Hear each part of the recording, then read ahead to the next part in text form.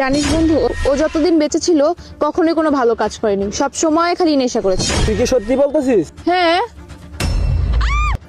আরে বন্ধু, মৃত ব্যক্তি আমার হাত ধরে ফেলছে, কি করব? আরে বন্ধু, আমি তো কিছু বুঝতে পারতাছি না, কি করবো এখন? যা বন্ধু, তুই একটা হুজুর নিয়ে মৃত ব্যক্তির হাত থেকে আমাকে বাঁচা। ঠিক আছে, তুই তাকে, আমি হুজুর নিয়ে আসতেছি। এখন আমি কি করবো? এই মৃত ব্যক্তির হাত থেকে কিভাবে বাঁচবো? হুজুর, এই যে দেখেন হুজুর, মৃত ব্যক্তি আমার বন্ধুর হাত ধরে রাখছে। আরে এটা তো একটা ভয়ঙ্কর জিনিস। আচ্ছা, তোমার বন্ধু কি মৃত ব্যক্তিকে নিয়ে কোনো কথা বলেছিল দাফন করার আগ মুহূর্তে? হ্যাঁ হুজুর, বলেছিলাম। ও বেঁচে থাকার সময় অনেক নেশা করতো।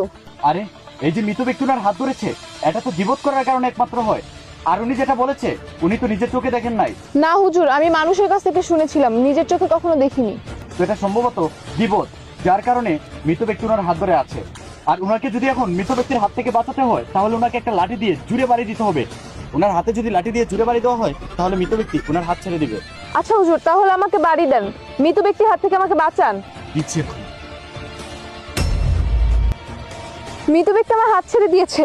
আপনাকে অসংখ্য ধন্যবাদ হুজুর। যাই হোক, মাশাআল্লাহ। আর কখনো মানুষের নামে গীবত করবেন না, কারণ গীবতকারীকে আল্লাহ তাআলা ভয়ঙ্কর শাস্তি দেন।